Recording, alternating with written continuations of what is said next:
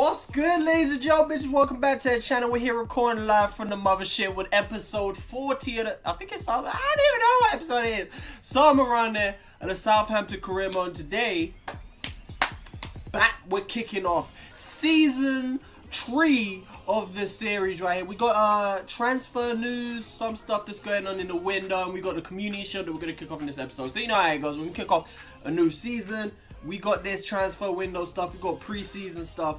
We go like, we're just gonna chill. We're gonna talk about how it's gone. I actually, as of recording this episode, I haven't checked the award voting in about a day. So when I last checked it, Højbjerg, I believe, was looking to win Player of the Season award for last season. Young Player of the Season was looking like it was going to Valverde, and signing of the season was actually tied between Bertrand Traore and Mario Hermoso. Now, to be honest, I don't know how Hermoso was tied with Bertrand Traore. I haven't got a clue, but you guys voted. What I'm going to do is, if it ends as a tie, I'm going to make the decision, and it's going to very clearly go to Bertrand Traore. I don't know how you guys have made your decision according to that. How Hermoso is on par with Bertrand Traore, I don't know. But we'll just have to wait and see. In the next episode, I'll announce some of the awards as they stand. But right here, you're taking a look at our objectives for season 3. Within 2 seasons, I was hoping you guys saw. Last season, I was hoping that the youth development objectives they gave me were a little bit easier. They gave me the same objective I had at the start of season 1. It's hard. It's not going to be. I have to do something like, I have to call up a player this season from the youth academy and play them in 50% of the games next season. I'm gonna keep it real with you. That's probably not gonna happen. It makes sense because Southampton focus so much on youth development, but that's crazy. 50% is a lot of games, bruh. That's a lot of games for youth academy member to be playing. But we're gonna try. I mean, I've got some players who could possibly, potentially break in. Players like Van der Meeren now obviously don't count because last season they were called up and not this season. That would have made it a lot easier. But look, I'm just saying, my reputation, my title of best career mode negotiator is well in check. Achraf Hakimi signing for 11 million. If that isn't a bargain, I don't know what is, because this player has to have good potential. It says it right there. I didn't even notice. An exciting prospect. That means his potential is at least 90 overall. And he's already sitting at 78 at 21 years old. This man's going to be a beast, and we just signed him for 11 million. Not only in today's game is that dirt cheap, even at any time. You look 5 years ago, that would have still been ridiculous. 11 million? I'm taking that to the bank right here. But Bayern Munich secured their signing. Robert Firmino is the player they wanted. Still only 28. That's a pretty damn good signing, Robert Firmino. I mean, I didn't even realize he was that young. I knew he was like relatively young. But boy, still 28 in this series. Nice signing, long later. Everton signed Gerard Moreno. Now look, you're going to see Everton's team at some point. Their team is actually pretty damn. I wouldn't be surprised if Everton challenged for the Premier League title strongly this season, because their team is strong. With the addition of Gerard Moreno right there, they're looking good. But we strengthened our side at the same time right here. Willy Orban signed us in the game. I mean, this is no Achraf Hakimi 11 million, but 20 million right here for Willy Orban. I didn't really know how highly rated he would be, and obviously I don't know what his potential is. 27 years old. I mean, it's not the greatest, but it's still pretty damn cheap. See his value there at 15 million. He's 81 overall. But you see, he's got everything I want. Jumping especially, 90 right there for that jumping. That just highlights the athleticism. And when you see somebody with that kind of jumping, you know they're gonna be good. And then he's got the strength. I mean, good damn player right there. We go again, getting through the preseason matches, which at this point next season, I think I'm just going to skip preseason altogether, especially because Like, money is way too easy to come by on career mode this year. So you really don't need the bonus money for the preseason tournaments. I might just skip them. We wrapped up our third signing of the episode and of the transfer window. Mikel Oyarzabal joining us from Real Sociedad. 23 years old at this point now in the series, and we secured him for 35.9 million. Again, I don't know what his potential is, but I'm pretty happy with that damn deal. I mean, you look at the kind of money people are spending nowadays, especially for young talents who are as good as this guy. 82 overall, he's 23 years old. I have no doubt he is going to grow impressively. And this young man is a player I really like in real life. So to secure him now, I'm happy with that. He's got a face and everything for 35 million. We'll see how much he grows throughout the series. I'm happy with that. You know, I mean, a lot of other teams might have paid around 65, 70 million for a player of his quality. So, you know, I'm happy with that. It'll be highlighted by his growth. Hopefully he grows real strong. You've seen us make signings, but now a player leaving is Harrison Reed. Not going to be missed too much. However, you guys know I really wanted to get him some game time throughout the series, but it just wasn't happening. He's just not good enough, really, to be honest. And midfield is one of our stronger positions right here. And I did mention that Jack Stevens will probably be leaving us this season, in the season roundup last year. And he did leave, and I mean, I'm happy he joined the Premier League side, so I'm cool with that. He joined Huddersfield. He's 26 years old, and to be honest, his stats are pretty good. But again, he just wasn't getting any game time. So, you know, you gotta let players fly. If he's a peacock, you gotta let him fly. You gotta let it happen. Another nice signing, to be honest. I mean, that competes with my negotiator of all time, you know. 30, well, I can't even remember where it was right there, but it was good money to be paying for Antonio Sanabria. 37, it said right there, Sanabria. And then another player leaving us, Jake Hesketh, again. He's 24 now and didn't make any real progress in terms of stats and overall. So he is going to leave us. He went to Alaves in Spain.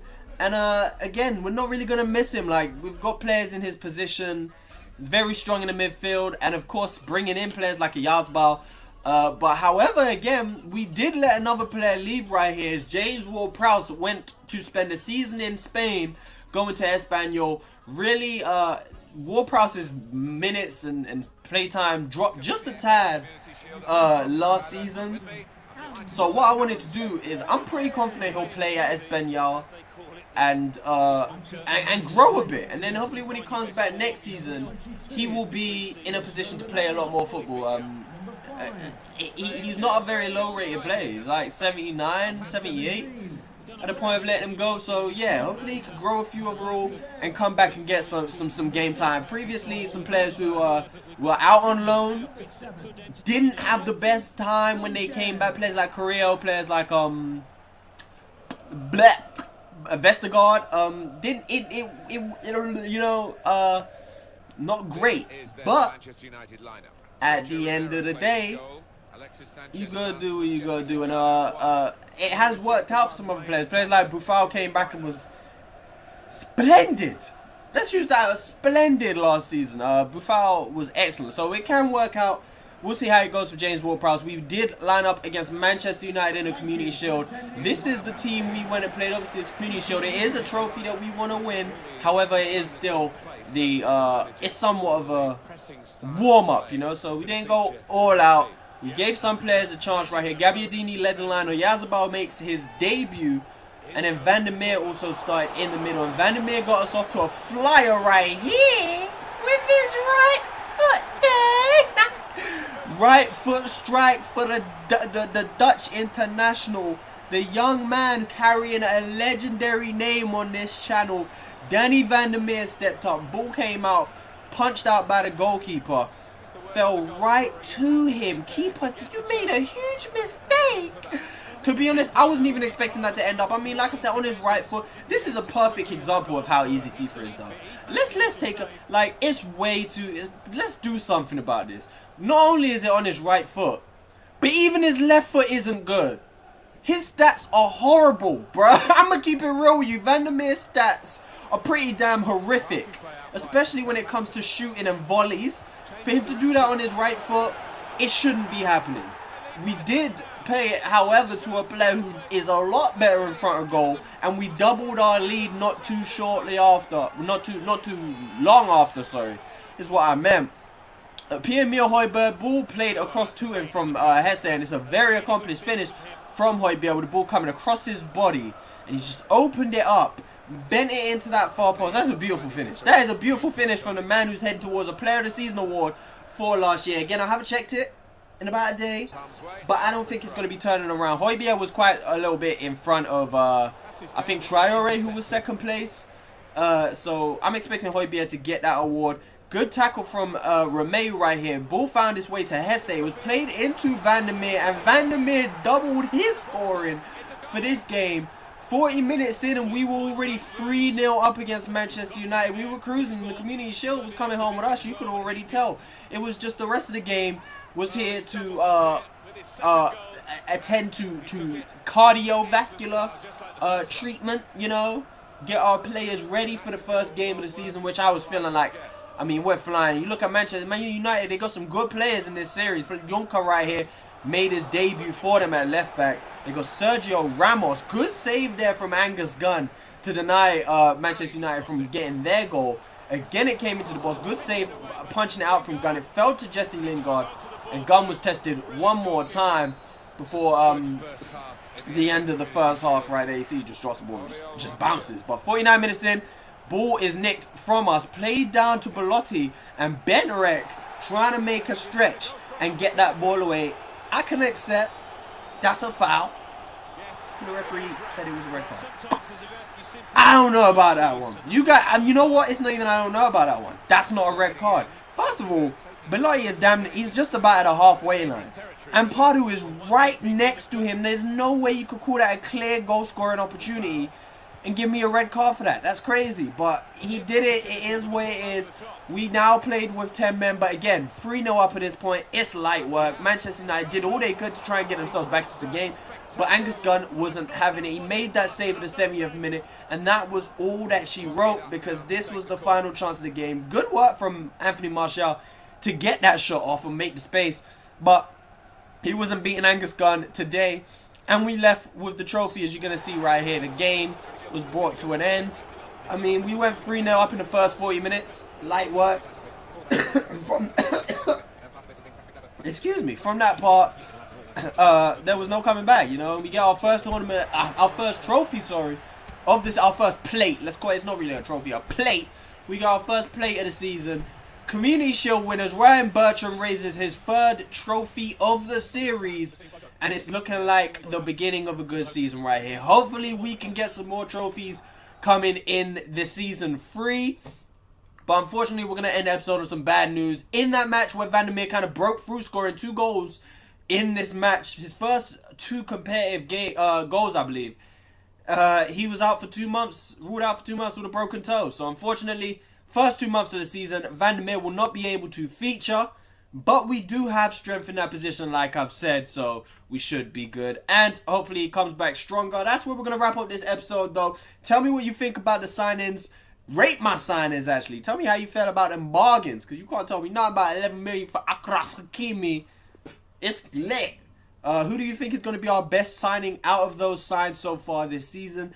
And tell me how well you think we could do this season as well. I know we've been away for a little while. Those were due to some personal problems. That was not me being lazy. But we're back now, you know. We're back. And again, Southampton will be back to how it was ascending right before we left. You know, we was getting damn near daily uploads going. But rejoin us tomorrow as we kick off the Premier League season and end the first January. I said the first January. I was going to say January transfer window. But then I realized that it's not January.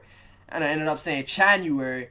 And we shouldn't have said it. And we wrap up the transfer window. That's it. That's what I was essentially saying, you know. Peace. Damn.